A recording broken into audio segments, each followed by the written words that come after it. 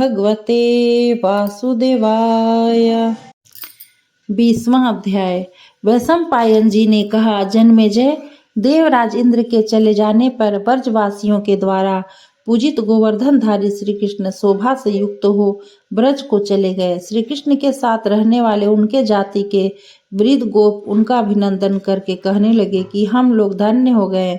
देवताओं के तुल्य पराक्रम वाले गोविंद, तुम्हारे प्रसाद से गंगे जैसे वर्षा के भय से पार हो गई, वैसे ही हम लोग भी इस अपार संसार रूपी सागर के भय से मुक्त हो गए।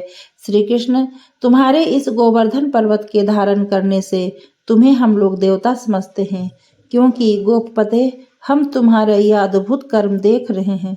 तुम कौन हो, इस विषय में हम लोग संदिग्ध हैं। तुम रूप रुद्र, मरुत या वसुओं में से कौन हो? किस संबंध से वसुदेव तुम्हारे हुए? तुम्हारे इस बाल्यकाल का बल क्रीड़ा व तुम्हारा जन्म हम निंदितों के मध्य कैसे हुआ?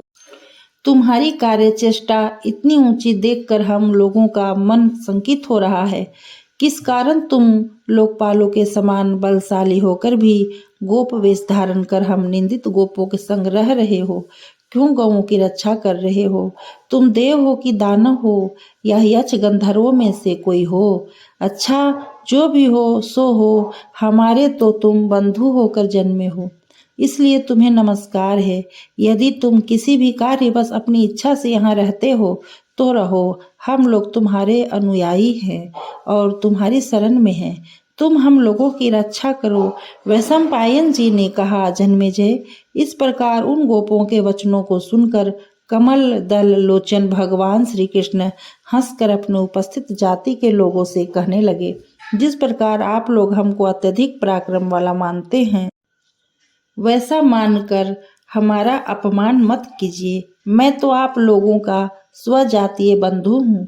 यदि आप लोग सुनना ही चाहते हैं कि हम कौन हैं, तो अभी समय की प्रतीक्षा कीजिए। कुछ दिनों के बाद आप लोग सुन लेंगे और अच्छी तरह देख भी लेंगे कि मैं कौन हूँ। यदि आप लोग मुझे देवता की भांति अपना बांधव समझकर प्रशंसा करते हैं, तो हमारे ऊपर आप लोगों का परम अनुग्रह है। फिर यह जानना आवश्यक है कि मैं कौन हूँ। वसुदेव पुत्र श्री कृष्ण के इस प्रकार कहने पर सभी गोप मौन हो मुंह बंद कर अपने अपने घरों में चले गए। तदुपरांत श्री कृष्ण रात्रि काल में चंद्रमा की पूर्ण कला और वन एवं शरद काल की रम्य निशा देखकर रमन करने का विचार करने लगे। वे गोइठियों से भरी हुई ब्रज की गलियों में महाबलवान श्री कृष्ण मदमत सांडों को लड़ाने लगे और बलशाली गोपालों को लड़वाने लगे। श्री कृष्ण वन में गौओं को ग्राह की भांति पकड़ लेते थे। वे काल के ज्ञाता अपनी किशोर अवस्था मानते हुए रात्रि के समय युवती गोप कन्याओं को बस में कर उनके साथ अमोद प्रमोद करते थे। पृथ्वी पर उतरे हुए चंद्रमा की भांति वे सुंदर गोप स्त्रियां रात्रि काल में उन श्री कृष्ण के प्रिय मुख का अपने नेत्र पक्षों से पान करती थीं। गीले हरताल के समान पीले मंगलप्रद रेशमी वस्त्रों को पहने हुए श्री कृष्ण अत्यंत ही सुंदर ज्ञात होते थे। वह बाहुओं में बाजूबंद व गले में चित्र विचित्र पुष्पों से गुथी वनमाला पहनकर और भी शोभायमान होते हुए ब्रज को सुशोभित करते थे। श्री कृष्ण के ब्रज में विचित्र चरित्रों को देखकर उनका उद्बोधन करती हुई गोप कन्याएं दामोदर यह नाम कहकर उन्हें पुकारा करती थी। वे वरांगनाएं अपने उठे हुए पयोधरों वाले वक्षस्थल से उन्हें पीड़ित करती हुई अपने नयनों को घुमाकर तिरछी दृष्टियों से देखा करती थीं।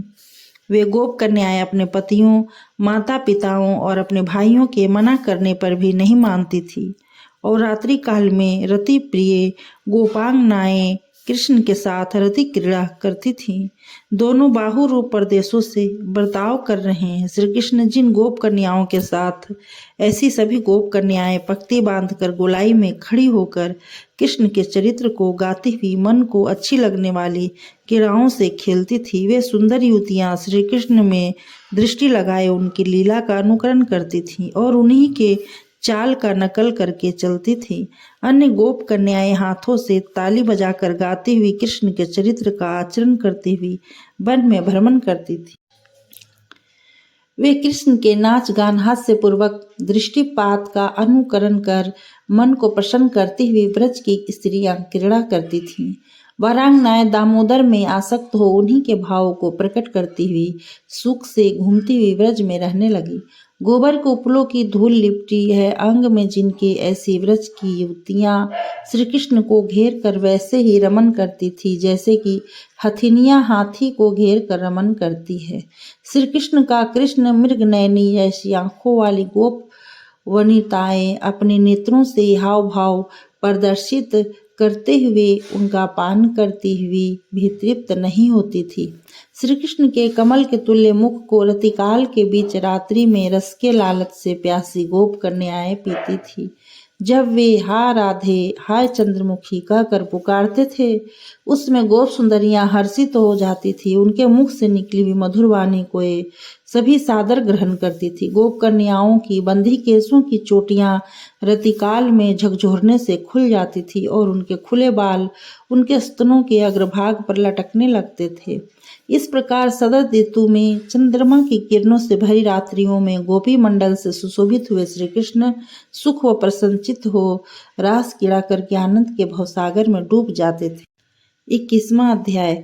वैशंपायन जी ने कहा, जन्मेजय, श्री कृष्ण के रति क्रीड़ा करते समय अर्धरात्रि को भयभीत करता हुआ मदमत अरिष्टासुर गोष्ठ में दिखलाई पड़ा। वह बुझाए हुए अंगारों व मेघ के समान काले रंग का था। उसकी आंखें सूर्य की भांति चमकती थी। सींग तेज थी, पैर का अग्रभाग छुरे के समान तीक्ष्ण था। इस प्रकार वह काल से पृथक दूसरे काल के समान मालूम हो रहा था। वह अपनी जिह्वा से ओष्ठों को बार बार चाट कर उन्हें बंद कर लिया करता था और घमंड में भरकर अपनी पूंछ को घुमा रहा था। वह कंधे के कुब्बड़ से चोट करके बने बनाए भवन आदि को धराशायी कर देता था। उसकी ऊंचाई इतनी अधिक थी कि उसे लांघ के जाना किसी के लिए भी अति कठिन था। उसके अंग में मलमूत्र लिपटा हुआ था। वह गौओं को उद्विग्न करने वाला था। उसकी कमर लंबी थी, मुख मोटा था, जंघाएं पुष्ट थी और उदर बड़ा था। जब वह मुख का चर्वण करता था तब उसके गले में लटकता गल कंबल और सींगें भी हिलने लगती थी। वह गौओं के ऊपर चढ़ने में बड़ा चंचल था। वृक्षों के आघात का उसके मुख पर चिन्ह दिखाई दे रहा था। उसके सिंहों का अग्रभाग युद्ध के लिए सजा था। वह द्वेष करता हुआ वृषभों को मारने लगा। वह अरिष्ट नामक दारुण स्वर्ण स्वरूप वाला गौओं के लिए मार्केश की तरह था। वह बैल का रूप धारण कर गौओं के बीच चारों ओर दौड़ रहा था। वह दैत्य बिना ऋतु के ही गर्भिणी गौओं पर चढ़कर उनका गर्भ गिराने लगा और जम्भाई लेता हुआ चंचलता से तत्काल की ब्याई हुई गौओं पर भी चढ़कर मैथुन करने लगा। वह भयंकर रूपधारी दुर्मद अरिष्ट अपनी सींगों से गौओं पर प्रहार करने लगा। गोष्ठ में गौओं व वृषभों का उससे युद्ध करने के बिना छुटकारा न था। इस प्रकार कुछ ही क्षण बाद वह वृषभ रूपधारी दैत्य यमराज के वशीभूत होकर श्री कृष्ण और बलराम के समक्ष आ गया। वह मद से उत्कट उनके सामने ही गौओं को क्रुद्ध होकर मारने लगा। तब गवें, बछड़े, बैल और सांड गोष्ठों से निकलकर भागने लगे। इसी बीच वह यमराज के वश में स्थित दुष्ट आत्मा श्री कृष्ण के समीप में खड़ी गौओं को भी डराने लगा। वह महासुर इंद्र के ब्रज की वज्र की भांति तड़प कर मेघ की तरह गरजने लगा। तब श्री कृष्ण ने ताल ठोक कर सिंहनाद कर उसको मोहित करते हुए वृषभ रूपधारी दैत्य पर झपटे। इस प्रकार श्री कृष्ण को अपनी ओर झपटता हुआ देखकर मारे हर्ष को उसके नेत्र चमक उठे और वह पूंछ हिलाने लगा। ताल के शब्द से क्रोधित हो युद्ध की इच्छा से वह गरज कर चला। तब वृषभ रूपधारी उस दुष्ट को अपने ऊपर टूटता देखकर श्री कृष्ण अपने स्थान से विचलित न हुए। वह वृषभासुर श्री कृष्ण के पेट में दृष्टि गड़ा उनको मार डालने की इच्छा से बड़े बेग से ऊपर को उछला। तब अपने सामने इस प्रकार उछलने वाले वृषभासुर को काले अंजन गिरी की कांति वाले श्री कृष्ण ने उसको पकड़ लिया। अब तो श्री कृष्ण उस दैत्य के साथ भिड़ गए। वह दैत्य मुंह से फेन छोड़ने लगा और वैसे ही नासिका से शब्द करने लगे। श्री कृष्ण और वृषभासुर दोनों एक दूसरे से अरूझ कर युद्ध करते हुए दो सटे हुए मेघ की भांति शोभित होने लगे। श्री कृष्ण ने उसके दर्प रूपी बल को मारकर तिथिल कर दिया और उसके सिंगों के बीच में पैर रखकर तथा उसका सिंग सहित थुथुन पकड़कर ऐसे ऐंठ दिया जैसे कि कोई भीगा हुआ वस्त्र निचोड़ता है। फिर उस दैत्य की दाहिनी सींग उखाड़कर यमदंड की तरह उसी सींग के प्रहार से मुख पर मारने लगे। तब अधिक आहत होकर वह मर गया। उखड़ी हुई सींग वाला, टूटे मुख और कंधे वाला वह दानव भूमि पर गिरकर रक्त की धार छोड़ता हुआ जलधार छोड़ने वाले मेघ की भांति ज्ञात होने लगा। गोविंद के द्वारा बलि वृषभासुर का वध देखकर सभी लोग उनके इस कर्म पर साधु साधु कहकर स्तुति करने लगे। वह कमल नेत्र उपेंद्र जी वृषभासुर का वध कर प्रिय चंद्रमा की चांदनी में पुनः गोप कन्याओं के साथ रासलीला करने लगे। जिस प्रकार से देवता इंद्र की उपासना करते हैं वैसे ही समस्त गोपगण प्रसन्न हो कमल नयन श्री कृष्ण की उपासना करने लगे। 22वां अध्याय। वैशंपायन जी ने कहा, जन्मेजय, ब्रज में भगवान श्री कृष्ण को अग्नि की भांति बढ़ता हुआ सुनकर कंस विचलित हो गया। यह श्रवण कर कंस को अति उद्वेग हुआ। उसके हृदय में श्री कृष्ण से भय प्राप्त होने की शंका और भी दृढ़ हो गई। पूतना के मारे जाने से, कालिये के पराजित होने से, धेनुकासुर का वध होने से, प्रलंबासुर के ताल वृक्ष से गिरा कर मारे जाने से, गोवर्धन पर्वत के धारण करने से, देवराज इंद्र के शासन को विफल कर गौओं की रक्षा करने से और ऊंचे कुकुद वाले अरिष्टासुर के मारे जाने से, गोपों की प्रसन्नता के स्वयं अपना भी विनाश निकट देखता हुआ वह अत्यधिक भय से व्याकुल हो गया। यमलार्जुन वृक्षों को उलूखल के आकर्षण द्वारा गिरा देना और सकट को गिरा देना आदि उनके अचिंतनीय कर्मों को सुनकर एवं शत्रु को बढ़ता जानकर वह मथुरेश्वर कंस अरिष्टासुर की तरह अपने को भी मृत्यु के मुख में समझने लगा। उसकी संपूर्ण इंद्रियां शून्य हो गई और वह प्राण रहित तुल्य हो गया। इसके बाद वह उग्र शासन करने वाला राजा कंस अपने जातियों को और अपने पिता उग्रसेन को सन्नाटी रात में आदर के साथ बुलाकर देवता के सामान कांतिमान वसुदेव और यादव कंक, सात्विक दारुक और कंक के अनुज भोज, वैतरण, महाबली, विकद्रु, धर्मज्ञ, भय शंख, बेपर्थु, बभ्रु, कृतवर्मा, भूरी तेजा और भूरी श्रवा, इन सभी यादवों को बुलवाकर सभी को संबोधित करके उसने कहा, बंधुओं, आप लोग श्रवण करें। आप लोग सभी कार्यों के ज्ञाता और चारों वेदों के विद्वान हैं। न्याय के अनुसार बर्ताव करने पर आप सभी कुशल हैं एवं धर्म, अर्थ तथा काम के आप लोग प्रवर्तक हैं। आप कर्तव्य रूपी कार्य को ही करने वाले हैं तथा जगत के विविध पंडितों की उपमा के योग्य हैं। आपत्ति आने पर भी आप लोग अपने उच्च आचरणों से पर्वत के तुल्य निश्चल रहने वाले हैं। आप सभी पाखंड रहित गुरुकुल में वास कर शिक्षा प्राप्त किए हुए हैं। आप सभी राजनीतिज्ञ एवं धनुर्वेद विद्या के पारंगत हैं। आप लोगों का यश तीनों लोगों में व्याप्त है। आप लोग वेदों के अर्थों के ज्ञाता एवं कर्मकांड के पारंगत विद्वान हैं। संकट काल उपस्थित होने पर सुंदर नीतियों को बतलाने वाले नीति दर्शकों के भी आप लोग नेता हैं। दूसरे राष्ट्रों के आप लोग राजा हैं। आप लोग शरण में आए हुए की रक्षा करने वाले हैं। इस प्रकार के अक्षत चरित्रों के द्वारा आप श्रीमानों की ही चर्चा कथा प्रसंग में चला करती है। स्वर्ग भी आप लोगों से अनुगृहित हो गया है, तो पृथ्वी की क्या बात है। आप लोगों का चरित्र ऋषियों की भांति, प्रभाव मरुतगणों के जैसा, क्रोध रुद्र के जैसा और तेज अग्नि के तुल्य है। गिरते हुए यदुकुल को आप जैसे श्रेष्ठ पुरुषों ने अपनी विख्यात कृतियों से धारण कर लिया है, जैसे पर्वत पृथ्वी को धारण करते हैं। परंतु आप लोगों के रहते हुए भी मुझ पर संकट आ रहा है। पता नहीं क्यों आप लोगों के द्वारा मेरी उपेक्षा की जा रही है। ब्रज में नंद का पुत्र कृष्ण नाम से जो विख्यात है, वह समुद्र के तुल्य बढ़ता हुआ हम लोगों की जड़ को काट रहा है। अच्छे मंत्रियों से रहित होने से मेरा हृदय शून्य हो गया है तथा योग्य गुप्तचरों के न रहने से मैं अंधा हो गया हूँ। इसी कारण से नंद गोप का पुत्र उसके घर में सुरक्षित है। व्याधि की उपेक्षा कर देने पर जैसे व्याधि बढ़ती है, पूर्णिमा के दिन जैसे समुद्र बढ़ता है और जैसे ग्रीष्म काल के अंत में गरजता हुआ मेघ बढ़ता है, वैसे ही वह दुरात्मा कृष्ण बढ़ रहा है। नंद गोप के घर उत्पन्न अद्भुत कार्य करने वाले उस कृष्ण की न तो मैं बल सीमा जानता हूँ, न उसके पराक्रम तथा न उसके वशीकरण के उपाय को ही जानता हूँ।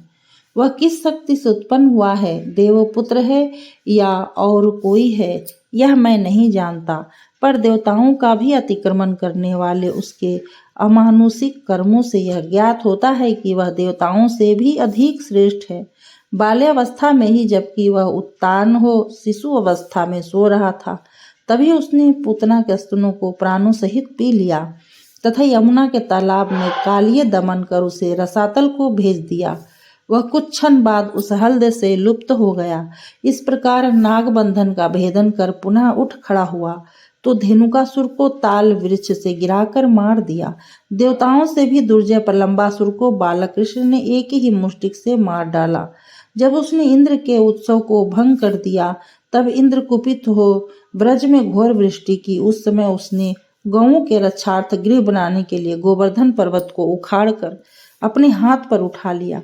ब्रज में गए हुए बालवान वृषभासुर को उसकी सींग उखाड़कर मार डाला। वह कृष्ण बालक नहीं है, परंतु कपट से बालक बनकर बाल लीला करता हुआ ब्रज में रमन कर रहा है। गौओं के ब्रज में बसने वाले उस कृष्ण के इस प्रकार के कार्यों से ज्ञात होता है कि हमारे और केसी के लिए भी भय निश्चित सन्निकट है।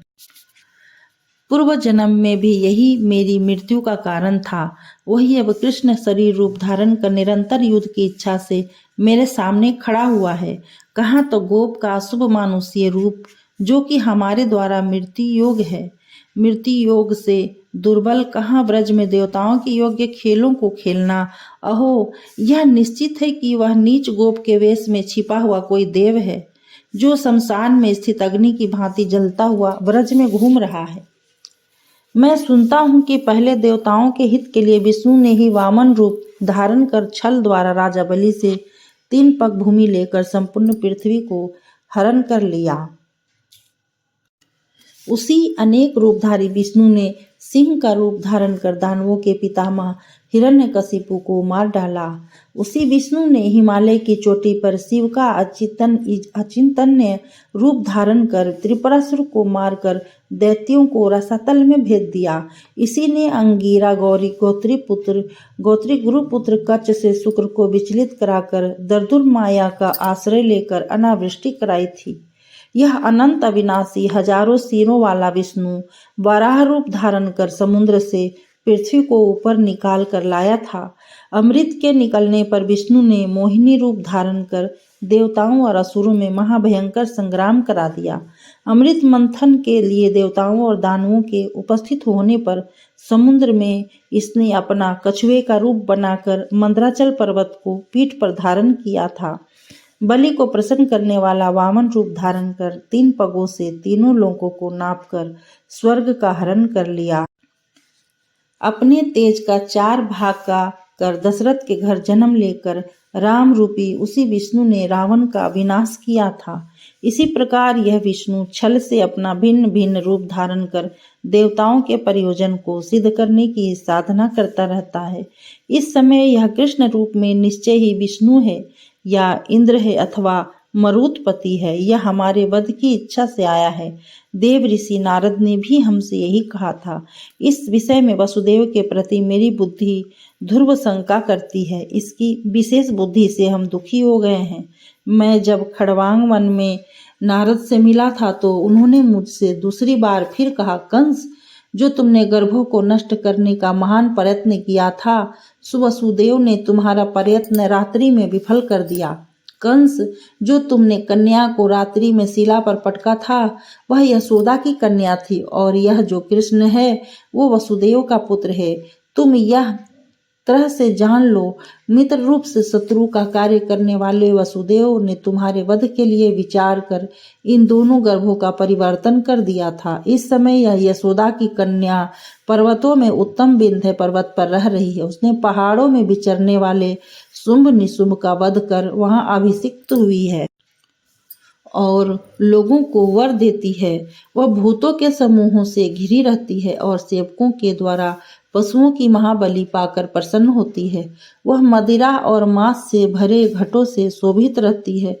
मोर पंखों का बाजूबंद पहनती है एवं स्वर्ण मुकुट धारण करती है। जिस वन में वह रहती है उस वन में प्रसन्न होकर मुर्गे और कौवे बोलते हैं। वह वन जंगली जीवों से व्याप्त, सिंह, सूकर, मृग आदि से व्याप्त है। वह वन नाना प्रकार के पक्षी गणों से अवरुद्ध है। वह वन सिंह, व्याघ्र और सूकर आदिकों के ध्वनि से प्रध्वनित होता रहता है। उसमें वृक्षों की घनी छाया है। वह चारों ओर से वनों द्वारा घिरा हुआ है। जिस स्थान पर वह देवी रहती है उस स्थान पर स्वर्ण का गढ़ुआ रखा है, स्वर्ण का छत्र लगा है, चंवर डुलता रहता है और देवताओं के सैकड़ों प्रकार के प्रतिदिन बाजे बजा करते हैं। उसका स्थान विंध्य पर्वत पर है। उसने अपने तेज से उस स्थान को स्वयं बनाया है। उस मनोरम स्थान पर रहकर वह माता शत्रुओं से लोगों की रक्षा करती है। इस प्रकार वह देवी सभी देवताओं और मनुष्यों से पूजित होकर वहां अत्यधिक प्रसन्नता के साथ रहती है। जिस कृष्ण को तुम लोग नंद गोप का पुत्र कहते हो, पहले नंद का पुत्र बनकर दूसरी बार वसुदेव का पुत्र बनेगा। वही वसुदेव का महाबली पुत्र वासुदेव द्वारा तुम्हारी सहज मृत्यु होगी। धर्म संबंध से बांधा और हृदय से यमराज के समान हमारा शत्रु होगा। जैसे कौवा जिसके मस्तक पर बैठता है उसके ही नेत्रों को अपने मांसाहारी चोंचों के द्वारा विदीर्ण करता है, उसी प्रकार यह वसुदेव भी है जो पुत्र जाति और बांधवों सहित मेरा ही खाकर मेरे ही जड़ को काट रहा है। गर्भ गिराने का पाप प्रायश्चित के द्वारा मिटाया जा सकता है। इसी प्रकार गोवध एवं स्त्री वध का भी प्रायश्चित हो सकता है, परंतु कृतघ्नों के लिए कोई प्रायश्चित नहीं है। क्या यह बांधव है या नहीं है? जो कृतघ्न देखने में अनुकूल कार्य करते हुए हृदय में कपट रखकर प्रेम व्यवहार करता है उसे पतितों की गति शीघ्र प्राप्त हो जाती है। जो पाप बुद्धि नहीं रखता उसके साथ जो पाप बुद्धि रखकर पाप का आचरण करता है वह नरक के कठिन मार्ग पर जाता है। नियम से, गुण से, व्यवहार से या तुम्हारी भिन्न भिन्न कामना से मैं अच्छा हूँ या कि मुझसे अच्छा तुम्हारा पुत्र कृष्ण है। जिस प्रकार दो हाथियों के घोर संग्राम के बीच तृण विशेषों का नाश होता है और युद्ध समाप्त होने पर वे हाथी जंगल में एक साथ होकर खाते पीते हैं, उसी प्रकार हमारे और कृष्ण के बीच में पड़कर वसुदेव नष्ट हो जाएगा। हम और वह फिर एक साथ हो जाएंगे। बांधवों के बीच झगड़ा उपस्थित होने के समय भेद डालने वाला जो बीच में पड़ता है वही मारा जाता है, वह अन्य हो या स्वजन हो। वसुदेव, मैं यह जानता हूँ कि तुम इस कुल के विरोधी हो, फिर भी मैंने अपने विनाश के लिए तुम्हारा पालन पोषण किया है। यह हमारी ही गलती है। स्वाभाविक दुश्मन की भांति तू निरंतर पाप बुद्धि रखकर ईर्ष्या करता चला आ रहा है। तू सठ है। तुमने मथुरा में यदुकुल को शोचनीय बना दिया है। वृद्ध वसुदेव, जो तुम्हें बड़ा समझकर मैंने सम्मानित किया है, यह सब व्यर्थ था। बालों के सफेद होने से, 100 वर्ष की आयु होने से कोई वास्तविक वृद्ध नहीं होता है, बल्कि जिसकी बुद्धि परिणाम पर पहुंचती हो वही वृद्ध से भी वृद्ध है। तुम कठोर स्वभाव के हो। तुमने अपनी बुद्धि से शास्त्रों को नहीं सुना है, केवल अवस्था मात्र से वृद्ध हो गए हो। तुम उसी प्रकार व्यर्थ हो के मनुष्य हो कि जैसे शरदकालीन मेघ जल रहित होने से व्यर्थ होते हैं। वसुदेव, क्या तुम सचमुच यह जानते हो कि कंस के मरने के बाद मेरा पुत्र मथुरा का राजा बनेगा? यह सोचना तुम्हारा व्यर्थ है। तुम्हारी यह बुद्धि व्यर्थ है, क्योंकि जो मेरे आगे आता है वह जीने की इच्छा से रहित हो जाता है, उसे मैं मार डालता हूँ। जो तुम विश्वासी होकर मेरे ऊपर दुष्ट चित्त वृत्तियों से प्रहार करना चाहते हो तो मैं तुम्हारे पुत्रों के देखते देखते तुम्हारा प्रतिकार करूंगा। मैंने कभी वृद्ध ब्राह्मण तथा स्त्री का वध नहीं किया है, न कभी करूंगा। विशेषतः बंधुओं का तो मैं कदापि वध नहीं करूंगा। वसुदेव, तुम यहीं पर जन्मे हो और मेरे पिता के द्वारा बढ़ाए गए हो। तुम मेरे बहन के पति हो और यदुकुल में सबसे बड़े प्रधान पुरुष हो। तुम चक्रवर्तियों के महान प्रतिष्ठित कुल यदुवंश में उत्पन्न हुए हो, इसलिए सज्जनों से, बड़े बड़े लोगों से तथा धार्मिक पुरुषों से पूजित हुए हो। हम लोग क्या करें? तुम यदुवंशियों के समूह में प्रमुख होकर भी ऐसा दुष्ट कार्य कर रहे हो जो सर्वदा सज्जनों की गोष्ठी में निंदा के पात्र बनोगे। तुम्हारी दुर्नीतियों से रचे गए युद्ध में मेरी विजय हो या मेरा वध हो, निसंदेह तुम्हारे इस दुष्ट कर्म से तुम्हारा सिर सदा सज्जनों की सभा में नीचा रहेगा। तुमने हमारे वध के उपाय की तर्कना का विश्वासघात किया है। इससे तुमने सभी यदुवंशियों को निंदित करा दिया है। तुमने हमारे और कृष्ण के बीच कभी न शांत होने वाला वैमनस्य को उत्पन्न कर दिया है। हम दोनों में एक के शांत हो जाने पर ही अब यादव शांत हो सकते हैं। इसलिए अक्रूर जी, आप ब्रज से बलराम श्री कृष्ण को यहाँ लिवा लाने के लिए शीघ्र ही चले जाइए और हमारी आज्ञा से कर देने वाले नंद और अन्य गोपों को भी यहाँ बुला लाइए। आप जाकर नंद से कहिएगा कि वार्षिक कर लेकर सभी गोपों के साथ शीघ्र ही चलिए। इस प्रकार सभी को अपने साथ लेकर आप शीघ्र मथुरा चले आइए। नंद से कहिएगा कि वसुदेव पुत्र कृष्ण और शंकरसन को अवश्य ले चले, क्योंकि अपने भृत्यों और पुरोहित सहित कंस इनको देखना चाहता है। मैं सुनता हूँ कि ये दोनों युद्ध करना जानते हैं और उत्सव में समय अनुसार युद्ध कर सबको प्रसन्न करने वाले तरह तरह के व्यायाम की कलाओं को दिखाने वाले हैं। हमारे यहाँ भी 2 मल्ल उत्सव में युद्ध करने के लिए सुसज्जित है।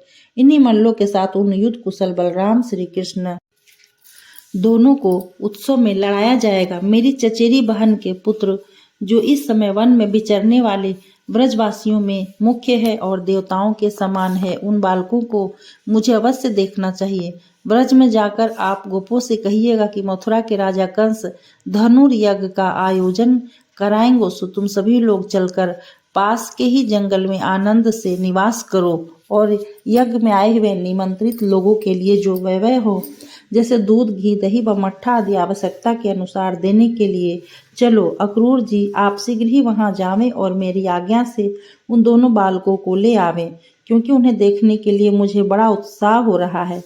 उनके यहाँ आ जाने से मेरा परम प्रिय कार्य पूर्ण हो जाएगा। जब वे आ जाएंगे तो उन महाशक्तिमानों को देखकर जैसा कि हित समझूंगा वैसा ही करूँ। यदि मेरा संदेश सुनकर नहीं आएंगे तो यथा समय वे बांध कर लाए जाएंगे। बालकों को पहले शांति से समझाना चाहिए, क्योंकि बालकों के लिए यह पहला धर्म है। उनको मीठी बातों से समझाकर उनको शीघ्र ले आइए। अक्रूर जी, यदि वसुदेव से मिले हुए न हो तो इस कार्य को करके हमारी परम दुर्लभ प्रीति को प्राप्त कीजिए। आपको वही उपाय करना चाहिए जिससे वे दोनों चले आवे। कंस के इस प्रकार आक्षेप करने पर भी वसुदेव ने अपने हृदय को कंपित नहीं होने दिया। उन्होंने धैर्य पूर्वक अपने को वश में रखा। मूर्ख कंस के वचन कंटकों से छेदे हुए थे, जो वसुदेव को अनेकानेक बार घायल कर रहे थे। फिर भी उन्होंने उसके प्रति क्षमा भाव रखकर उसकी बातों का कोई उत्तर नहीं दिया। अनेक प्रकार के व्यंग वचनों से आक्षिप्त वसुदेव को जो भी देख रहे थे, वे अपना मुंह नीचे कर मंद मंद स्वर में बोल उठे, धिक्कार है, धिक्कार है। महातेजस्वी अक्रूर जी अपने नेत्रों से सब कुछ जानते थे। वे कंस की राजाज्ञा से वैसे ही प्रसन्न हुए जैसे प्यासा जल पीने पर प्रसन्न होता है। उसी क्षण वे दानपति अक्रूर प्रसन्न हो पुंडरीकाक्ष श्री कृष्ण का दर्शन करने के लिए मथुरा से निकलकर चल पड़े। 23वां अध्याय। वैशंपायन जी ने कहा, जन्मेजय, यदुवंश में श्रेष्ठ वसुदेव के ऊपर होते हुए आक्षेपों को देखकर समस्त यादवों ने अपने हाथों से कान बंद कर लिए। उस सभा में उत्तम बोलने वाले अंधक ने क्रोध का परित्याग कर धैर्य धारण कर मधुर वाणी द्वारा कंस से कहा, जो तुमने कहा है वह व्यर्थ है। तुम्हारा विचार निंदित है। सज्जनों से निंदित वचन कदापि नहीं कहना चाहिए। यदि अपना संबंधी हो तो और भी कुछ नहीं कहना चाहिए। तुम यादव नहीं हो वीर, ये यादव तुमको बलपूर्वक यादव तो नहीं बना रहे हैं। पुत्र, जिन वृष्णियों पर तुम अपने अनुकूल शासन करते हो वे वृष्णिवंशी प्रशंसा के योग्य कदापि नहीं हो सकते। एक समय इक्ष्वाकुवंश प्रजापीड़क नाम का राजा हुआ था। वह तुम ही हो जो इस समय यहाँ कंस के रूप में उत्पन्न हुए हो। तुम भोजवंशी या यदुवंशी या अथवा कंस जो भी तुम हो, अपने स्वाभाविक बंधे हुए राजमुकुट वाले सिर को मुड़ा डालो या जटा धारण कर लो। हमसे क्या प्रयोजन है? परंतु हमारे कुल में कलंक लगाने वाले उग्रसेन शोचनीय है, जिसने तुम्हारे जैसे कुल कलंकी पुत्र को उत्पन्न किया। तात कोई बुद्धिमान स्वयं अपना गुण कहकर गुणी नहीं बनता। जब दूसरे लोग उसके गुण को वेद सम्मत कहते हैं तब वह गुणी कहलाता है। तुम्हारे जैसे कुल का नाश करने वाले मूर्ख द्वारा अनुशासित यह यदुवंश राजाओं की गोष्ठी में निंदित तो है ही, तथा तुमने अपने अनुचित वचनों को उचित मानकर कहते हुए अपना कार्य सिद्ध नहीं किया, किंतु स्वयं को स्पष्ट रूप से निंदित बना डाला है। आदरणीय एवं पाप रहित श्रेष्ठ पुरुष पर किए गए आक्षेप को कौन है जो अच्छा कहेगा? उसे तो संसार ब्रह्मा हत्या की तरह ही निंदित समझेगा। वृद्ध पुरुष आदरणीय होते हैं, उनका शील मानना चाहिए। अनादर करने से उनका अग्नि की भांति क्रोध पाए हुए लोगों को भी नष्ट कर देता है। अपनी आत्मा की उन्नति करने वाले नम्र पंडित को चाहिए, जैसे कि मछली जल में चलकर अपने चारे को ढूंढती है, वैसे ही वे संसार में भ्रमण कर धर्म की गति को खोजें। तुम तो घमंड से अग्नि के सदृश जला देने वाले वृद्ध पुरुषों को मर्म भेदन करने वाली कठोर वाणी से भेद रहे हो। यह तो मंत्र रहित आहुति की भांति विपरीत फलदायक होगा। यदि पुत्र के हेतु वसुदेव की निंदा करते हो तो यह तुम्हारा झूठा प्रलाप है। हम तुम्हारे इस अनिष्टकारी वचनों की निंदा करते हैं।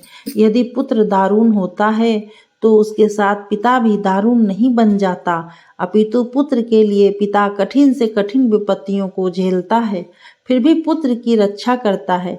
जन्म के समय यदि वसुदेव ने अपने नन्हे पुत्र को सुरक्षित रहने के लिए छिपा दिया, यदि इस कार्य को अकर्तव्य मानते हो तो तुम अपने पिता उग्रसेन से पूछो। वसुदेव व यदुवंश की निंदा करते हुए तुमने यादव पुत्रों से मृत्यु सदृश वैमनस्य से ही मोल ले लिया है। क्या वसुदेव ने अपने पुत्र की रक्षा कर अकर्तव्य किया है? तो फिर उग्रसेन ने तुम्हें क्यों पाला?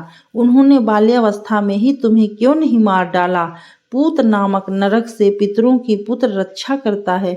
इसी से धर्मवेत्ता विद्वान सूत को ही पुत्र कहते हैं। जन्म काल से ही तुम यादव कृष्ण व युवा बलराम से बैर करते हो।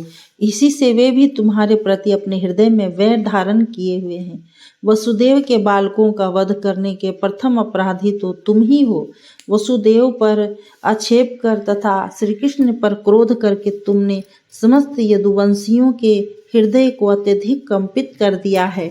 वसुदेव की विशेष निंदा और कृष्ण को द्वेषी बनाना ये अपशकुन तुम्हारे ऊपर संकट आने की सूचना दे रहे हैं। हमें रात्रि के समापन के समय सर्पों का बड़ा ही दुस्वप्न दिखाई पड़ा।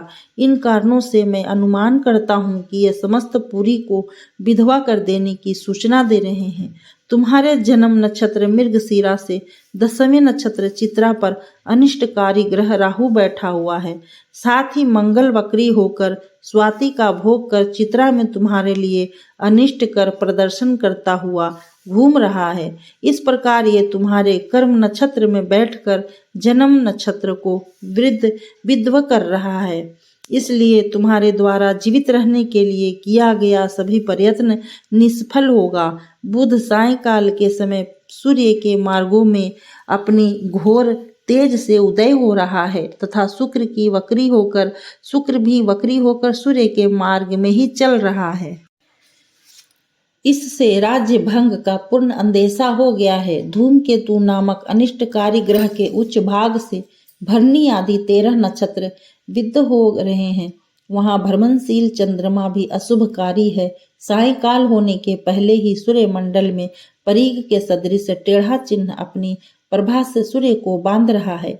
मैं देखता हूँ कि पक्षी और मृग उल्टा मुख करके बोलते हुए जा रहे हैं। शमशान से निकलकर अपनी श्वासों से अंगार बरसाने वाली सियारनिया प्रातः और सायंकाल दोनों संध्याओं में भयंकर विलाप करती हुई पुरी के चारों ओर घूम रही है।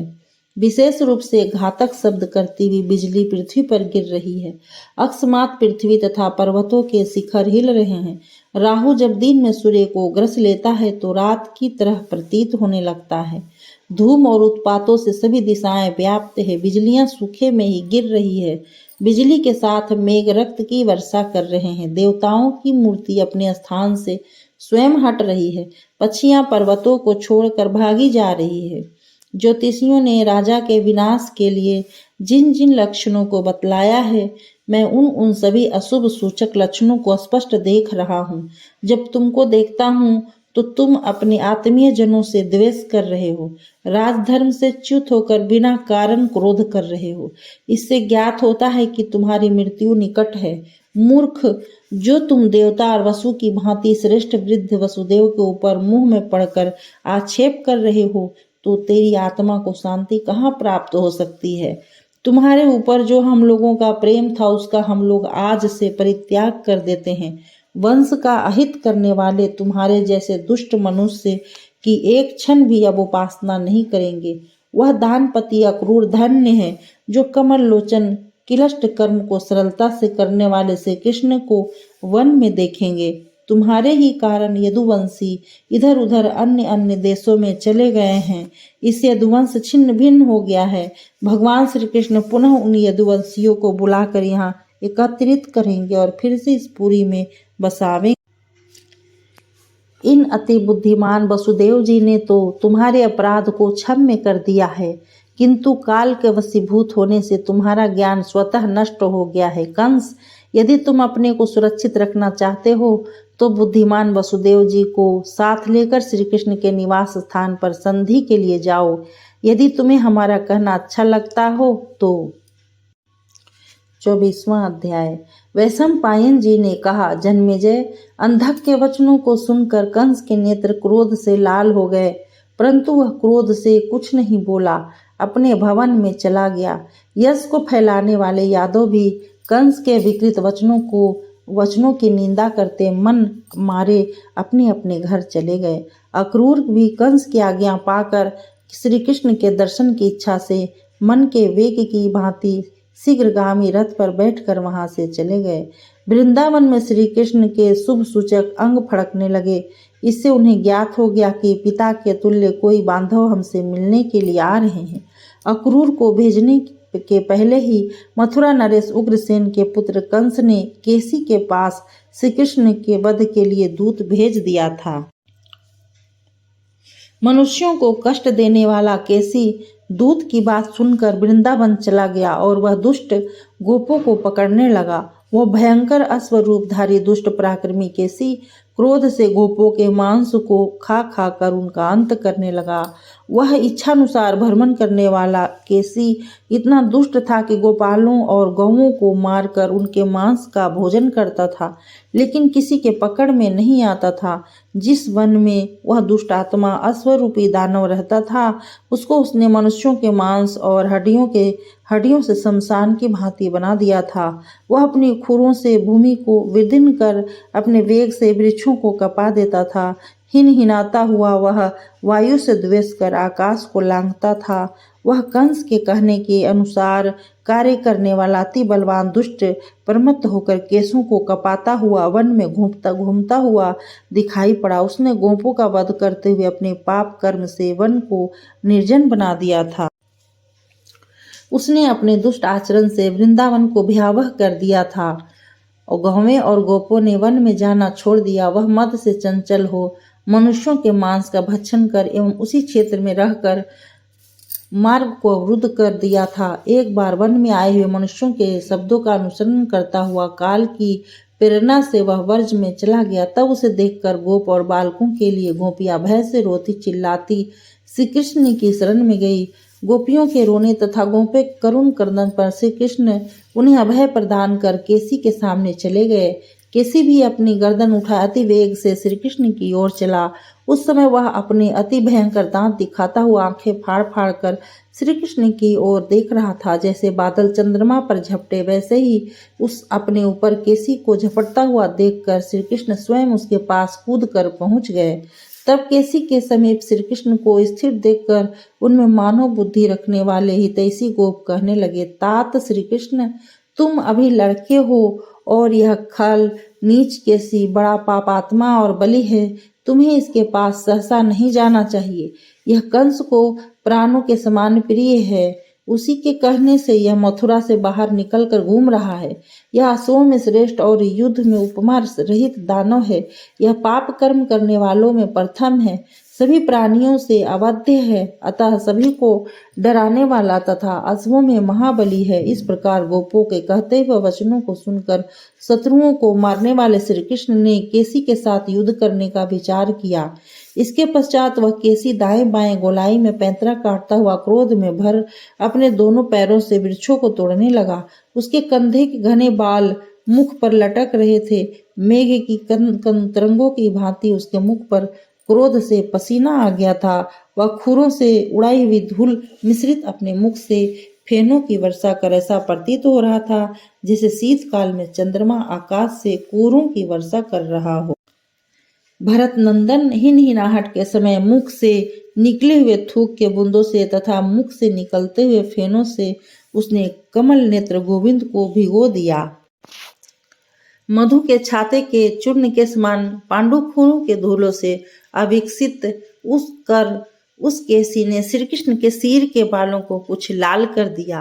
कूदता फांदता अपनी खुरों से पृथ्वी खोदता हुआ वह दांतों को पिसता हुआ केसी श्री कृष्ण की ओर दौड़ा। उस दानव ने श्री कृष्ण से युद्ध करते हुए अपने अगले दोनों पैरों से उनकी छाती पर मारा। फिर उस दानव ने श्री कृष्ण के पसलियों पर बड़े वेग से बड़े जोर से मारा और कुपित होते हुए उस केसी ने अपने मुख के तेज दांत रूपी आयुध से श्री कृष्ण के हाथ के ऊपरी भाग को काट लिया। केसरिया रंग की जटाओं को धारण करने वाला केसी कृष्ण के साथ वैसे ही लिपटा हुआ शोभित हो रहा था जैसे कि आकाश में सूर्य से स्पर्श कर बादल शोभा पाते हैं। क्रोध के कारण दूने पराक्रम वाला बलवान केसी वसुदेव के वक्षस्थल पर वेग से अपने वक्षस्थल से मारना चाहता था। तब उसके मुख के फेनों से भीगे हुए अमित पराक्रमी बलवान श्री कृष्ण ने भी क्रोध कर अपनी लंबी भुजाएं उसके मुंह में डाल दी। वह श्री कृष्ण भुजा को काट कर खाने में असमर्थ हो गया और उसके दांतों के मसूड़ों से रक्त फेन से मिलकर बहने लगा। उसके ऊपर नीचे के दोनों ओष्ठगंड स्थलों से सहित फट गए। आंखें विकृत हो गई और उसके शरीर का संपूर्ण बल ढीला हो गया। नीचे दाढ़ टूट गई, आंखें खून से सन गई, कान उखड़ गए। तब उस केसी ने अपने प्राण बचाने की अनेक चेष्टाएं की, फिर भी वह चेतना रहित हो गया। मल मूत्र करते हुए एक बार पैरों को फड़फड़ाते हुए उस खिन रोंगटों वाले केसी ने पैरों को फड़काना बंद कर वहीं ठंडा हो गया। केसी के मुख में घुसी हुई भगवान श्री कृष्ण की भुजा उसके मुखमंडल से घिरी वैसे ही शोभा पा रही थी जैसे कि मेघों से घिरा अर्धचंद्रमा शोभित होता है। श्री कृष्ण से सटा हुआ केसी का शरीर प्रातः काल में मेरु से आश्रित चंद्रमा की भांति शोभाहीन प्रतीत होता था।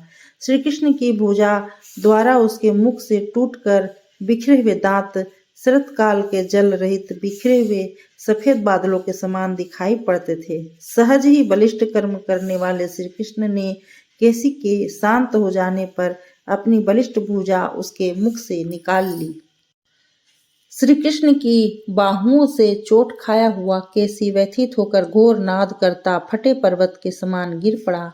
श्री कृष्ण की भुजा द्वारा फाड़ा गया उसका मुख अति भयंकर लग रहा था। वह भूमि पर गिरा हुआ 2 टुकड़ों में फटे हुए हाथी के तुल्य प्रतीत हो रहा था। मृत्यु को प्राप्त हुए केसी के शरीर का रूप शिव जी द्वारा मारे गए महाघोर भैंसे की तरह लग रहा था। वह 2 पैर, आधी मूछ, आधी पीठ, 1 कान, 1 आंख, 1 नाक वाले टुकड़े में होकर पृथ्वी पर पड़ा था। वन में पुराना साखू का पेड़ जैसे गजराज के दांतों से चिन्हित होकर शोभता है, वैसे ही श्री कृष्ण की भुजा केसी के दांतों से चिन्हित होकर शोभ रही थी। कमलदल लोचन श्री कृष्ण इस प्रकार केसी के आधे आधे 2 टुकड़े कर वहीं खड़े हो गए। केसी को मरा हुआ देखकर सभी गोपियां प्रसन्नचित्त हो गई। सभी गोपियां शोभायुक्त दामोदर को अपने पद अवस्था के अनुसार आशीर्वाद देते हुए उन्हें प्रणाम कर प्रिय वचनों से बार बार उनका सम्मान करने लगी। गोपों ने कहा, तात तुमने बड़ा उत्तम कर्म किया है, जो लोगों के कंटक रूप इस राक्षस का वध किया। यह पृथ्वी पर घोड़े के रूप में घूमता था। तुमने इस अश्वरूपी दानव का वध कर वृंदावन का अत्यधिक मंगल किया है। अब मनुष्य व पशुओं के सेवन योग्य यह स्थान हो गया। इसने बहुत गोपों और बछड़े वाली गऊओं को मार डाला। इसने अकेले ही कितने गऊओं को उजाड़ दिया। यह प्रलय कर देने के लिए उद्यत था। गांवों को मनुष्य रहित कर अकेले सुख से घूमने की इच्छा करता था। कोई देवता भी इसके सामने खड़ा होने में समर्थ नहीं था। तब पृथ्वी के मनुष्यों की क्या बात है। वैशंपायन जी ने कहा, जन्मेजय, उसी क्षण आकाश में भ्रमण करने वाले मुनि नारद जी ने आकाश में अदृश्य रूप से खड़े होकर कहा, श्री कृष्ण, मैं आपके ऊपर अत्यधिक प्रसन्न हूँ। केसी का वध रूप जो यह दुष्कर कार्य आपने किया है, इसे आप ही कर सकते थे अथवा शिव जी कर सकते थे। तात, तुम्हारे इस युद्ध को देखने के लिए मैं स्वर्ग से आया हूँ। आपके द्वारा किए गए पुतना आदि के वध को पूर्व में ही देख चुका था। इस प्रकार आपके द्वारा अदुष्टों के वध से मैं संतुष्ट हो गया हूँ। भयानक रूप धारण करने वाले इस दुष्ट केसी से स्वयं अदिति पुत्र इंद्र भी भयभीत रहते थे। उस दुष्ट आत्मा केसी के शरीर को आपने जो भयंकर रूप धारण कर अपनी आजान बाहों से चीर डाला, क्योंकि इसी प्रकार ब्रह्मदेव ने इसकी मृत्यु लिखी थी। जो आपने केसी को मारा है, इसी से अब आप केशव नाम से लोक में विख्यात होंगे।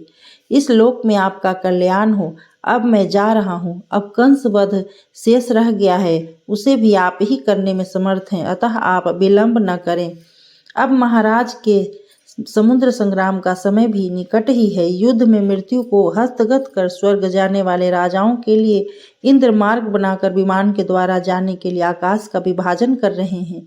उग्रसेन के पुत्र कंस के शांत हो जाने पर जब आप पदस्थ होंगे, तो उस समय चारों ओर के राजाओं में युद्ध छिड़ जाएगा। ऐसे महाभारत के युद्ध में आप शस्त्र रहित होंगे। उस परिस्थिति में भी पांचों पांडव आप ही का आश्रय लेंगे। जिस समय आप राज सिंहासन पर विराजमान होंगे, उस समय आपके प्रभाव से राजा राजश्री की शोभा से हीन हो जाएंगे। जगतपते श्री कृष्ण, यह मेरा संदेश वेद की श्रुतियों के सदृश यहाँ और स्वर्ग में रहने वाले देवताओं में भी विख्यात हो जाएगा। आपके द्वारा संपादित किए गए कर्मों को मैंने देख लिया है। अब कुशल पूर्वक मैं जाता हूँ। अब आप कंस का वध करेंगे, तब मैं फिर आऊंगा। इस प्रकार कहकर नारद जी आकाश मार्ग से चले गए। देव संगीत को उत्पन्न करने वाले मुनि नारद के वचनों को सुनकर श्री कृष्ण ने तथास्तु कहकर उनकी बात स्वीकार कर ली। फिर वे गोपों से मिले और उनके साथ समस्त गोप व्रज में चले गए। 25वां अध्याय। वैशंपायन जी ने कहा, जन्मेजय, उसी दिन जब दिवाकर अस्त होने लगे, उनकी किरणें मंद होने लगी। पश्चिम के गगन में संध्या की लाली छाई और चंद्र का श्वेत पीतमंडल उदित होने लगा। जब पक्षी घोंसलों में चले गए और यागिकों ने हवन के लिए अग्नियों के उत्पन्न कर दिया, सभी दिशाओं में उस समय थोड़ा थोड़ा अंधकार फैल गया। उस समय घोंसलों में रहने वाले पक्षियों के लड़कों एवं सूक आदि पक्षियों के सो जाने पर मांस भक्षण करने की इच्छा से, रात को घूमने वाले जीवों के प्रसन्न हो जाने पर, सूर्य की तपन से संतप्त गोपों को इंद्र के समान सुखी हो जाने पर, रजनी मुख के कारण अंधकार व्याप्त हो गया। फिर तो संध्यामयी गुहा में सूर्य के प्रविष्ट हो गया। गृहस्थों द्वारा अग्नि उत्पन्न कर हवन के लिए दूध को आग में गरमाना सभी स्त्रियों ने प्रारंभ कर दिया। उसमें वानप्रस्थियों ने हवन क्रम आरंभ कर दिया। ब्रज में गौओं के दूधेश में बछड़ों के अलग बांध देने पर तथा उनके बार बार बोलने पर गौओं को बांधने की रस्सी लेकर गौओं को गोपों द्वारा बुलाने जाने पर, ब्रज में सब जगह गोइठियां के सुलग जाने पर, लकड़ियों के भार से झुके हुए कंधों वाले गोपों के घर आ जाने पर, वहां दिवस के समाप्त हो जाने पर थोड़ी रात्रि फैल गई और चंद्रमा की मंद मंद किरणें चारों ओर व्याप्त हो गई। इस प्रकार दिन समाप्त होकर रात्रि शुरू हुई। अब पूर्णतः सूर्य का तेज समाप्त होकर चंद्रमा का तेज फैल गया था। संभवतः अग्निहोत्र से व्याप्त काल के समय सुंदर चंद्रमा प्रकट हो चुका था। संसार में अग्नि सोमात्मक संधि के वर्तमान होने पर पश्चिम दिशा में अग्नि के समान लाल और पूर्व दिशा के कमल के तुल्य लाल हो जाने के कारण आकाश जलते हुए पर्वत के सदृश ज्ञात होने लगा। उस समय आकाश में कुछ कुछ तारे निकल आए। ऐसा प्रतीत होता था कि कोई श्री कृष्ण का स्वजातीय बंधु उनके घर आज रहने की इच्छा से आ रहा है। इस प्रकार बंधु समागम की सूचना पक्षियों द्वारा देने पर रथ से दानपति अक्रूर शीघ्र ही व्रज में पहुंच गए। वह वज्र में प्रवेश करते ही बार बार श्री कृष्ण, बलराम और नंद गोप का निवास स्थान लोगों से पूछने लगे। स्थान ज्ञात होने पर देवता के तुल्य महाबली अक्रूर रथ से उतरकर नंद गोप के घर में घुसे। घर पर आते ही प्रसन्न मुख हो नेत्रों में आनंद अश्रु भरे गौओं के दोहन स्थान पर बछड़ों के बीच सांड की तरह खड़े कृष्ण, श्री कृष्ण को उन्होंने देखा। तब वे धर्मवेत्ता हर्ष से गदगद वाणी द्वारा तात कृष्ण यहाँ आओ ऐसा कहने लगे। अक्रूर ने जिन्हें शेष अवस्था में उत्तान सोते देखा सुना था, उन्हीं श्री कृष्ण को फिर अनुपम शोभा से संपन्न अव्यक्त यौवन अवस्था में पुनः देखकर अक्रूर जी उनकी बार बार प्रशंसा करने लगे। यही वे सिंह हैं एवं व्याघ्र के समान पराक्रमी श्री कृष्ण दिखाई देते हैं, जिनकी अंग कांति जल से पूर्ण हुए जलधर के समान श्याम वर्ण की है और उनके शरीर की ऊंचाई उत्तम पर्वत के तुल्य प्रतीत होती है। वक्षस्थल पर श्रीवत्स चिन्ह धारण किए हुए हैं, शत्रुओं से कभी न पराजित होने वाले हैं और दुष्टों को मार डालने वाली सुंदर भुजाओं से ये भूषित हैं। ऐसी रहस्यमयी मूर्ति को धारण किए हुए हैं, संसार में प्रथम पूजा करने योग्य हैं। भक्तों के दर्शन मात्र से पुलकित हो जाने वाले भगवान विष्णु इस समय गोप का वेश धारण करके प्रकट हुए हैं। छत्र के तुल्य चारों ओर चमकने वाले किरीट और उत्तम कुंडलों को धारण करने वाले, दोनों कानों से विभूषित बहुमूल्य हार धारण करने वाले, चौड़े और मोटे वक्षस्थल से युक्त एवं दो विशाल भुजाओं से उनकी शोभा बढ़ रही है। हजारों युवा स्त्रियों से परिचर्या करने योग्य कामदेव के तुल्य सुंदर शरीर पर पीतांबर धारण किए यही सनातन विष्णु हैं। यह वैरियों का दमन करने वाले, पृथ्वी के आश्रय भूत चरणों से तीनों लोकों को नापने वाले इस समय उन्हीं चरणों से पृथ्वी पर स्थित है। इनका दाहिना हाथ सुदर्शन चक्र धारण किए हुए की भांति और दूसरा हाथ कौमोद की गदा से संयोग करने की भांति ऊपर उठा हुआ है। यही प्रब्रह्मा परमात्मा देवताओं के कार्य को धारण करने वाले विश्व का कल्याण करने के लिए इस पृथ्वी लोक में अवतरीन हुए हैं। भविष्य में जानने में कुशल मनुष्यों ने कहा है कि गोपाल श्री कृष्ण भविष्य में छिन्न हुए यादव वंश का पूर्ण रूप से विस्तार करेंगे। सैकड़ों हजारों तेजस्वी यादवों से यह यदुवंश को भर देंगे, जैसे जल समूह से नदियां समुद्र को भर देती है। इनके शासन में समस्त संसार सुखी हो जाएगा। उस समय इनको कष्ट देने वाले शत्रु नष्ट हो जाएंगे और यह संपूर्ण संसार कृत युग की तरह सुख शांति एवं समृद्धि से संपन्न हो जाएगा। यह पृथ्वी पर स्थित होकर संपूर्ण संसार को अपने वश में कर लेंगे। यह सभी राजाओं के ऊपर होंगे, इनके ऊपर कोई राजा नहीं होगा, किंतु ये स्वयं राजा पद आसीन नहीं करेंगे। जिस प्रकार से इन्होंने पूर्व समय में राजा बलि से 3 पग भूमि का दान लेकर अदिति पुत्र इंद्र को राजा बनाया था, उसी प्रकार संपूर्ण पृथ्वी को ये जीत कर उग्रसेन को राजा बनाएंगे। इसमें संदेह नहीं है। यह उत्पन्न हुए वैमनस्य का अंत करने वाले होंगे। प्रश्नोपनिषद में यह 6 प्रश्नों द्वारा इन्हीं के तत्व का व्याख्यान सुना गया है। ब्रह्मवादी ब्राह्मणों से यह पुराण पुरुष कहे जाते हैं। यह केशव लोकों से पूजित होंगे तथा इनसे उत्पन्न हुई बुद्धि मनुष्यों की जीविका के लिए उपयुक्त होगी। मैं इनके निवास स्थान की पूजा करूं, जो इनकी जाति है तथा जिसलिए इन्होंने, और मन से इनके विष्णुत्व का वेद मंत्रों की भांति आदर पूजन करूंगा। जो इनकी जाति है तथा जिसलिए इन्होंने मनुष्यों में अवतार लिया है, वह सब कुछ मेरे लिए आदरणीय है। यही कारण है कि मैं इन्हें भगवान मानता हूँ। जो दिव्य नेत्र वाले हैं वे भी इनको ईश्वर मानते हैं। मैं रात्रि में सर्वज्ञ श्री कृष्ण के साथ मंत्रणा करके यदि ब्रजवासियों के साथ ये मेरी बात स्वीकार कर लेंगे तो मैं उनके साथ ही कल मथुरा जाऊंगा। इस प्रकार अन्यान्य कारणों को विचारते हुए अक्रूर जी ने उन्हें बार बार देखा और उनके साथ नंद गोप के बैठक में प्रवेश किया। 26वां अध्याय। वैशंपायन जी ने कहा, जन्मेजय, बुद्धिमान अक्रूर जी केशव के संग नंद जी के घर में गए और वहां जाकर बड़े बूढ़ों गोपों को बुलाकर उनसे कंस का संदेश इस प्रकार से कहा। बलराम जी के साथ बैठे हुए श्री कृष्ण से उन्होंने कहा, तात, कल हम लोग मथुरा चलेंगे। कंस की आज्ञा से ये सभी व्रज के लोग वार्षिक कर लेकर चलेंगे। वहां कंस का बहुत भारी धनुर्यज्ञ है। उस समृद्धशाली धनुर्यज्ञ को तुम लोग देखोगे और अपने स्वजनों से भी मिलोगे। तुम दोनों का वध न हो जाए, इससे अत्यधिक चिंतित, दीन दुर्बल होकर सदैव दुख प्राप्त करने वाले अपने पिताश्री वसुदेव जी से भी वहां मिलोगे। वे कंस के द्वारा निरंतर दुख पा रहे हैं। एक तो वृद्धावस्था आने के कारण यूं ही उनका रक्तमांस सूख गया है, उस पर कंस के दुख से और भी कमजोर हो गए हैं। कंस के भय से तुम लोगों को यहाँ भेजकर स्वयं अग्नि के तुल्य तुम लोगों को देखने की उत्कंठा से दिन रात जल रहे हैं। गोविंद, देवी की भांति तेजस्विनी देवकी अब तेज से रहित हो गई है। पुत्रों ने जिनका दूध नहीं पिया, ऐसे स्तनों वाली अपनी माता को वहां दुखी देखोगे।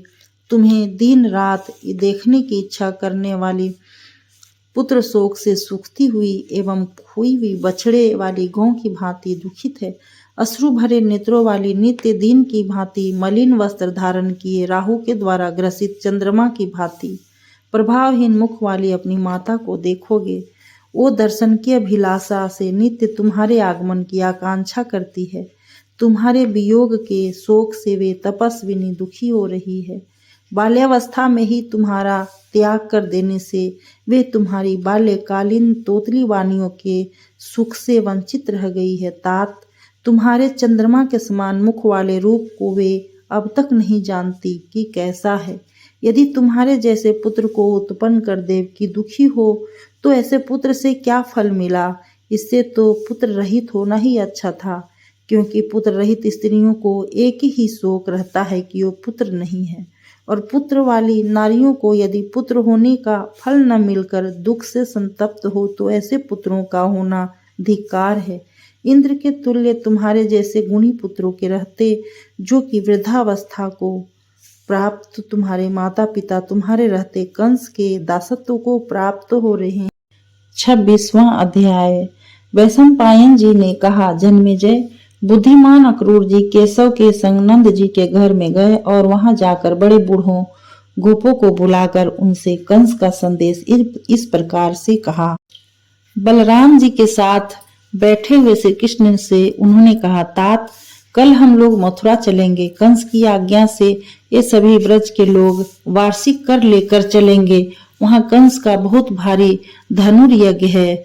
उस समृद्धशाली धनुर्यज्ञ को तुम लोग देखोगे और अपने स्वजनों से भी मिलोगे। तुम दोनों का वध न हो जाए, इससे अत्यधिक चिंतित, दीन दुर्बल होकर सदैव दुख प्राप्त करने वाले अपने पिताश्री वसुदेव जी से भी वहां मिलोगे। वे कंस के द्वारा निरंतर दुख पा रहे हैं।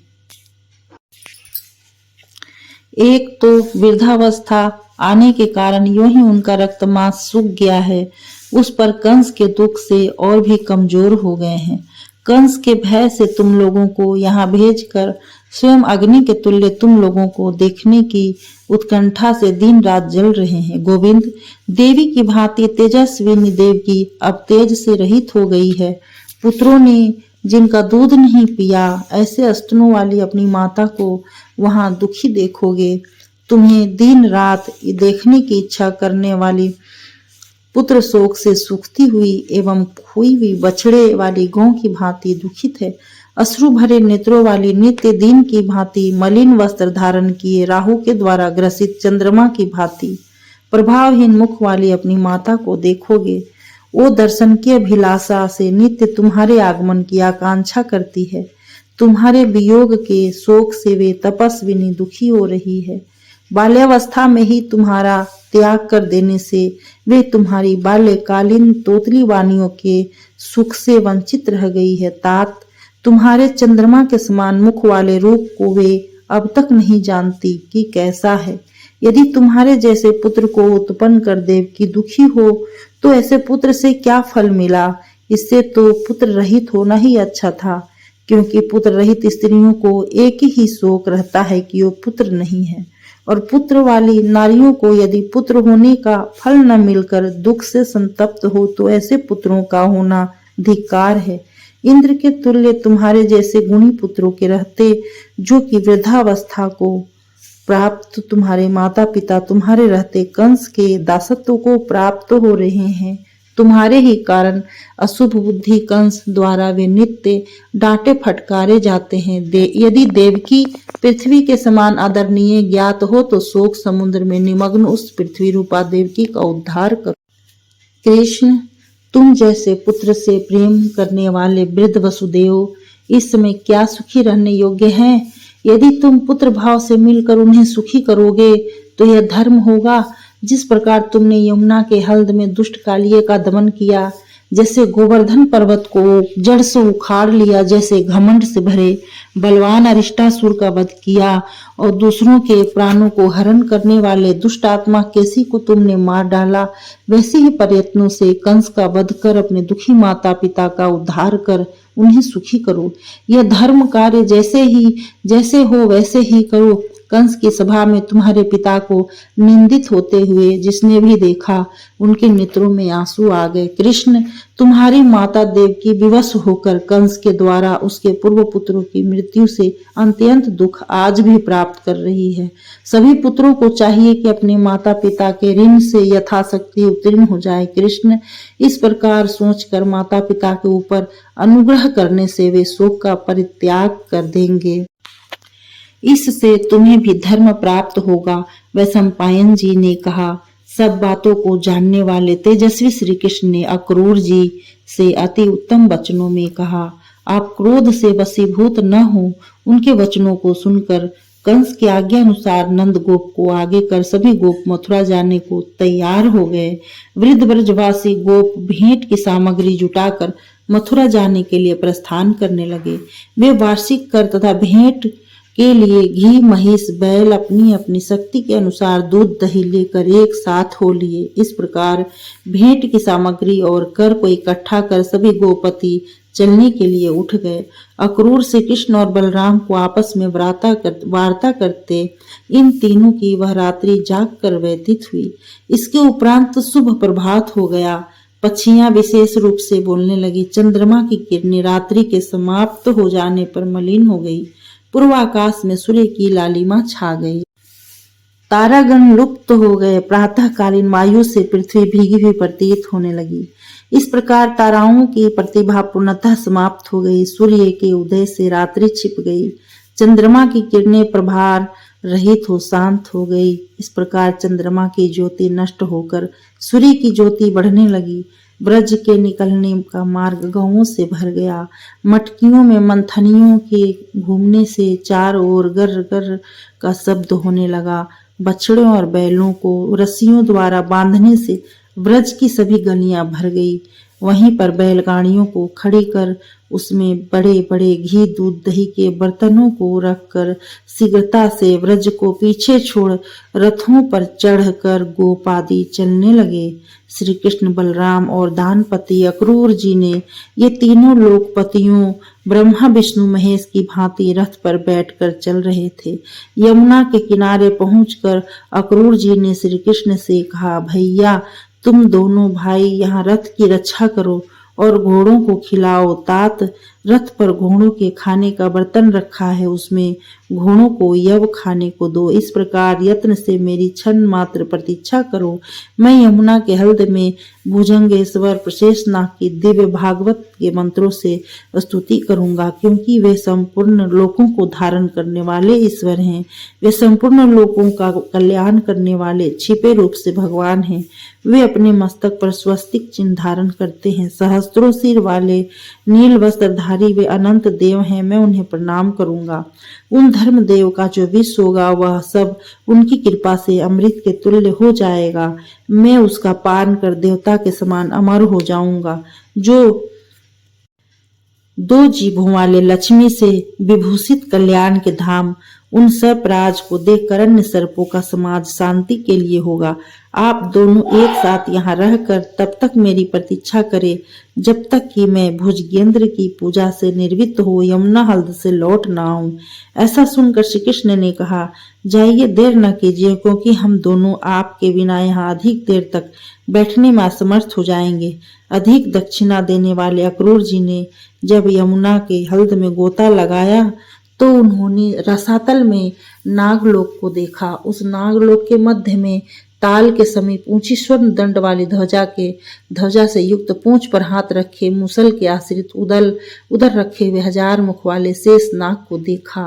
वे नीले रंग के वस्त्र ओढ़े स्वयं पीले वर्ण के थे और पीले आसन पर कुंडल धारण किए मतवाले की भांति शयन कर रहे थे। वे अपने शरीर के द्वारा कल्पित शुभ्र आसन पर स्वास्तिक चिन्हों से पूजनीय और पृथ्वी को धारण करने वाले मुखों को धारण किए हुए थे। स्वर्ण मुकुटधारी उनका मुख किंचित दाईं ओर झुका था। चांदी के पन्नी से जटित कमलों की माला से उनका वक्षस्थल ढका हुआ था। उन अरिंदम का अंग लाल चंदनों से चर्चित था। उनकी नाभि कमल के तुल्य व उनका शरीर श्वेत अभ्रक की भांति चमक रहा था। इस प्रकार वासुकी आदि प्रमुख सर्पेंद्रों से पूजित होते हुए उन समुद्राधिपति सर्पराज को वहां स्थित देखा। धर्मासन पर स्थित उन प्रभु के दाएं और बाएं भाग में कंबल तथा अश्वतर नाग चंवर तथा पंखा झुला रहे थे। उनके समीप में करकोटक आदि प्रमुख मंत्रियों के साथ पनगेश्वर वासुकी सुशोभित हो रहे थे। समय एक प्रकार से समुद्र के जल द्वारा स्नान किए हुए उन नागराज शेष को उन्होंने पुनः स्नान कराया। उपरांत उन शेष जी की गोद में श्रीवत्स से आच्छादित वक्षस्थल वाले पीताम्बरधारी भगवान विष्णु मधुसूदन को, जिनका रंग घन के समान श्याम था, उन्हें आनंद से बैठे हुए देखा। इनके अतिरिक्त और दूसरे चंद्रमा के सदृश समर्थशाली बलराम जी को पास में ही आसन के ऊपर भूमि पर बैठे देखा। अक्रूर जी ने श्री कृष्ण को देखकर सहसा कुछ कहना प्रारंभ किया, किंतु श्री कृष्ण ने अपने तेज से उनकी वाणी को स्तंभित कर दिया। उन सर्पराज में भगवान श्री कृष्ण का अनुभव कर अक्रूर जी विस्मित होते हुए जल के अंदर से ऊपर की ओर मुख किए तो देखा कि वे दोनों श्री कृष्ण बलराम रथ के ऊपर बैठे हुए परस्पर एक दूसरे को देख रहे हैं। इस प्रकार कौतूहल से जहाँ श्वेत मुख नील वस्त्रधारी शेष नाग की पूजा हो रही थी, वहां देखने के लिए अक्रूर जी ने पुनः जल में गोता लगाया तो फिर सहस्त्र मुख शेष नाग की गोद में पूजित होते हुए भगवान श्री कृष्ण अक्रूर जी ने देखा। अब तो अक्रूर जी सहसा जल से बाहर निकले और उनके मंत्र का जाप करते हुए रथ पर चढ़ मथुरा के मार्ग की ओर जाने लगे। तब केशव ने अति प्रसन्न हो रथ पर बैठे हुए अक्रूर जी से कहा, कैसा नागलोक का दृश्य यमुना के हल्द में आपने देखा? आपने स्नान में अधिक समय बिता दिया है। मैं समझता हूँ कि कोई आपने हल्द के अंदर आश्चर्य की वस्तु देखी है, क्योंकि आपका हृदय चंचल प्रतीत हो रहा है। तब अक्रूर जी ने प्रति उत्तर में कहा कि चर अचर लोकों में आपके अलावा और दूसरी भला कौन आश्चर्य की वस्तु हो सकती है? कृष्ण, मैंने वह आश्चर्य देखा है जो कि इस पृथ्वी पर देखना दुर्लभ है। वैसे ही आश्चर्य यहाँ भी देख रहा हूँ कि आपके साथ साथ रथ पर बैठा हूँ। क्या यह कम आश्चर्य की बात है? लोगों को आश्चर्य में डाल देने वाले रूप के साथ मैं बैठा हूँ। इससे ज्यादा आश्चर्य देखने की मुझ में शक्ति नहीं है। प्रभु, आइए, जब तक सूर्य अस्ताचल को नहीं जाते तब तक हम लोग मथुरा पहुंच जाएं। ओम नमो भगवते वासुदेवाय।